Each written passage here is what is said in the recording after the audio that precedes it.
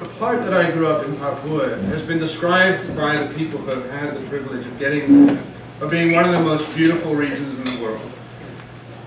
To the south, we could look out of a mountain pass and we could literally see about 100 kilometers of rainforest stretching out into the distance.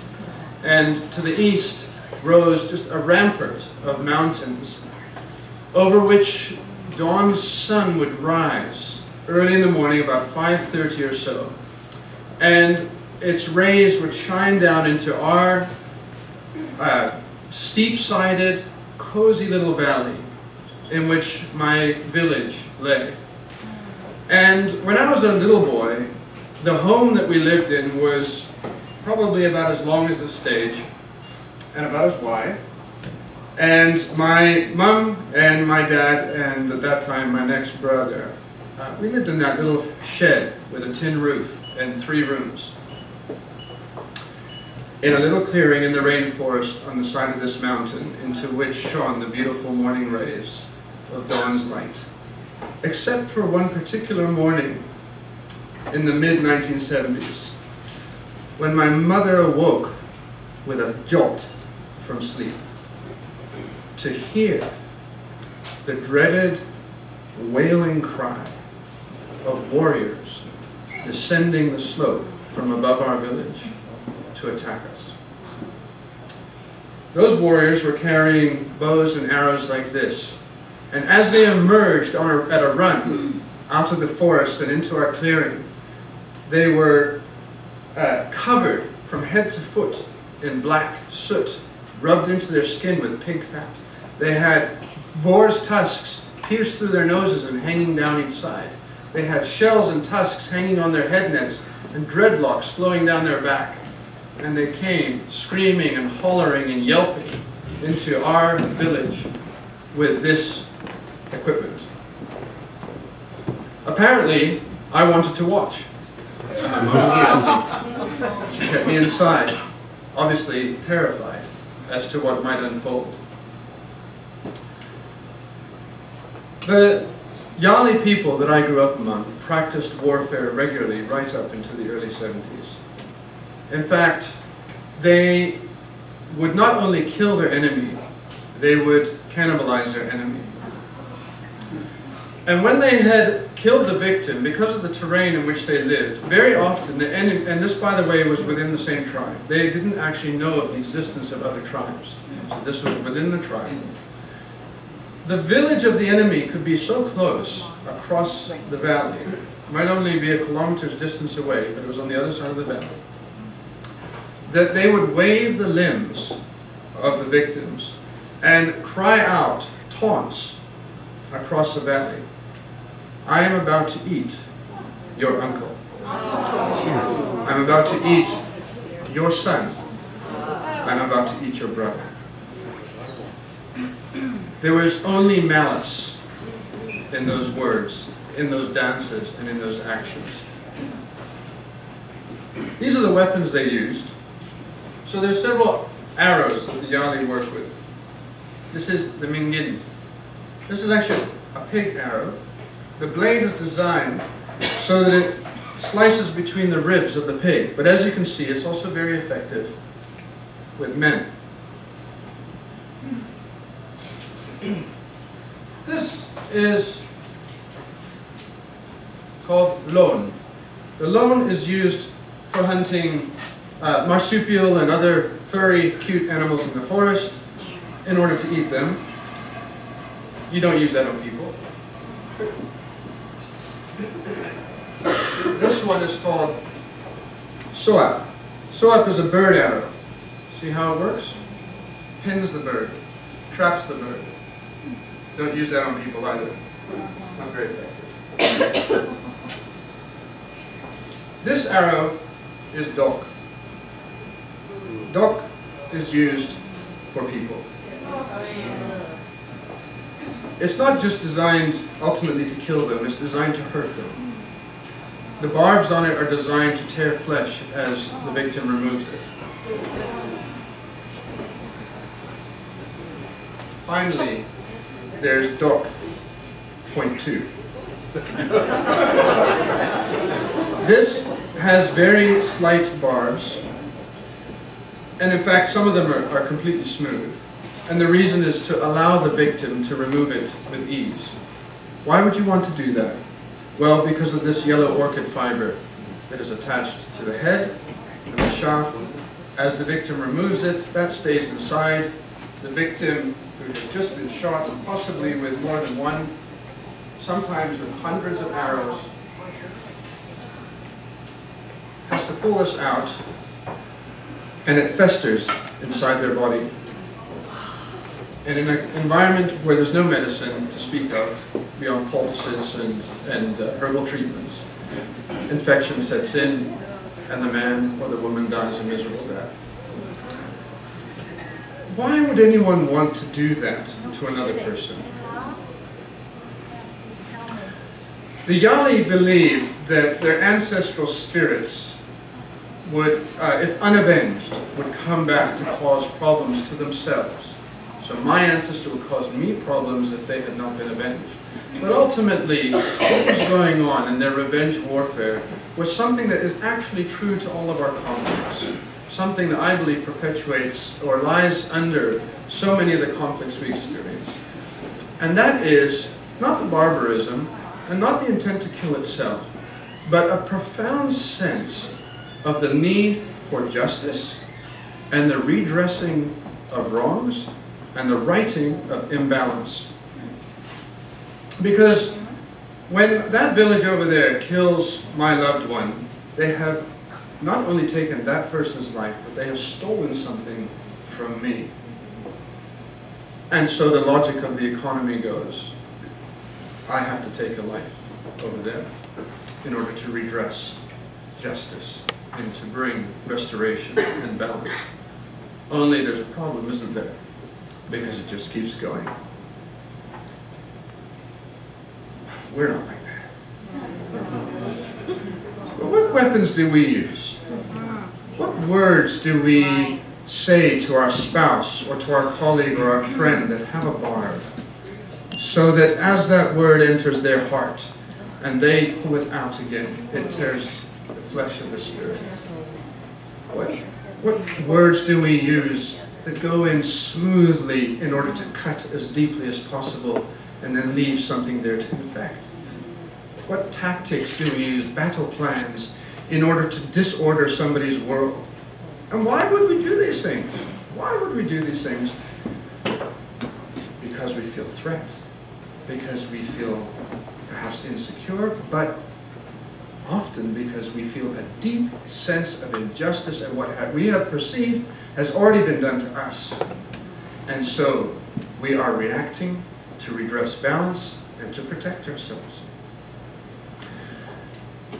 But that's not very helpful, is it? The cry of Christmas, the season that we're coming into, is peace on earth and goodwill to humanity, goodwill to people. Where does that come from? How will we make that happen? Is it our cry of our heart? It's not just the cry of the Christians who celebrate Christmas, but it's the cry of the atheist. It's the cry of the man in the jungle. It's the cry of the Jew and the Buddhist. It's the cry of the native Indian with their prayer and their drum. It's the cry, peace on earth. A cry that we all utter and articulate. As Michelle said, I worked in South Africa. My career began in political mediation, and I worked with men and women from the higher levels of national government right down to grassroots level, who are all involved or implicated in some way in grassroots conflict on the ground. Many of these people, particularly on the lower levels, had such a sense of the threat of their enemy that they had contracts out on their enemies' lives, and their enemies had contracts out on their lives. And there was revenge warfare going back and forth and people dying. And we came in and we were expected to build peace on earth, peace in this particular piece of earth. And I want to tell you a couple of the lessons that I learned there, four actually, to be precise. And the first is this. Whenever we have a tense or difficult relationship, there is usually on the table something that I used to see on the tables there in South Africa. When I came into a room of some political leader, some warlord, too often, right there on the table, was a gun. Might have been a handgun, might have been a submachine gun. Sometimes in the corner would be an AK-47 just leaned against the wall. And what are these weapons for?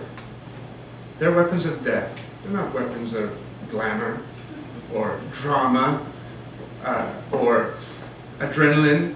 They're weapons to deal death. And the reality is that many of us in our conflicts, we have a weapon on the table. It might be a posture. It might be the attitude that we bring. It might be some tactic that we might even unconsciously employ to defend ourselves, to make sure we don't get hurt. And all the four tools or principles of dealing with conflict that I'm going to share with you, all of them involve risk, I'm afraid to say. And the first is this: take your gun off the table. Or to put it another way, lower your defenses. The first step to moving a conflict forward is to lower your defenses. And that's an extremely threatening thing to do. But somebody has to start.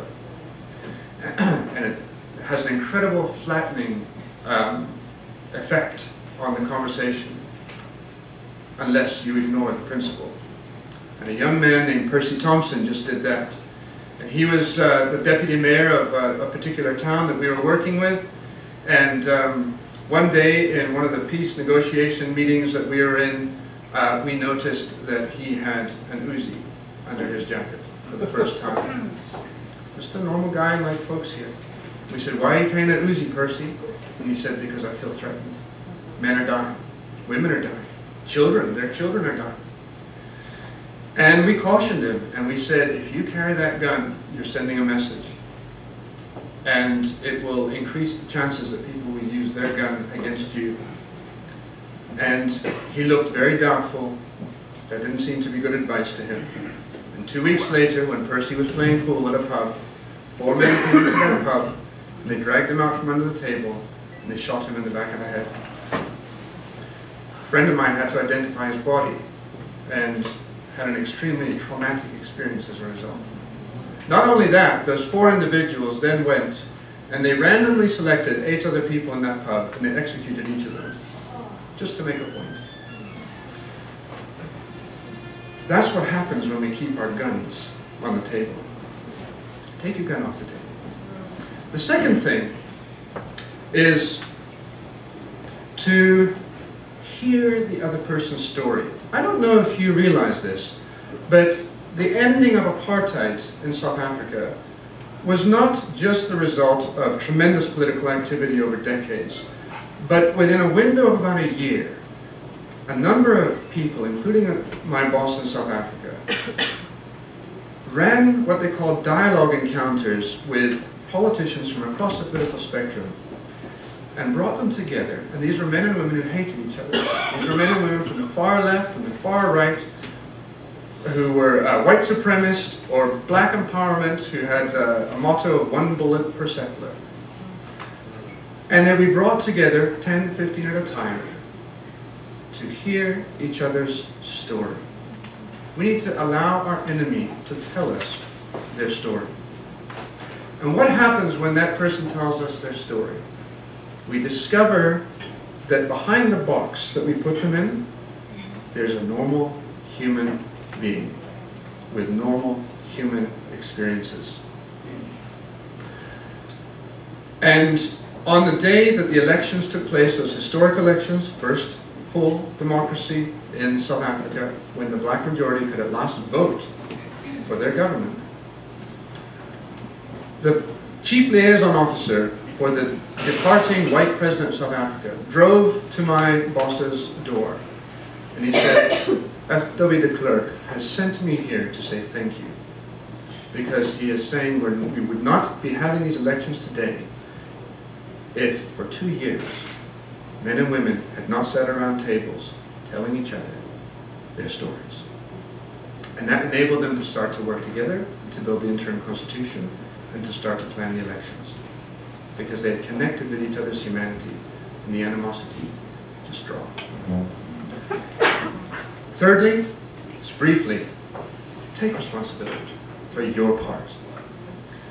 Own it.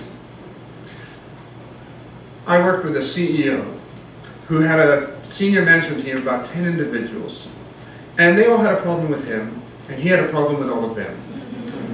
You're probably accustomed to this. And as he and I debriefed it late one night at an offsite, he kept going back to the fact that this person was doing this and that person was doing that, and identifying the destructive things that they were doing and behaving that were bringing down the team, and frustrated with some of the feedback he was getting because it wasn't fair, it wasn't actually where he was coming from. And all of a sudden the light bulb switched on, and he said, hang on, I'm the leader. It's my team, and I'm responsible for its condition. Whatever that condition is, I let it get to where it is. It wasn't easy for him to say that. Next morning he told me over breakfast that that had been the worst night of his life to process all. That morning he got up and he apologized to his entire team for the condition of things. You could have heard a pin drop. Not one of them was expecting anything like that. Then he went to each of them in the circle and he said, I want you to tell me how I can lead you specifically better so that you can do your job better. Well, you can imagine how that just completely altered the playing field of that team in one instant. Our pride does not want us to do it. We want to keep the gun on the table.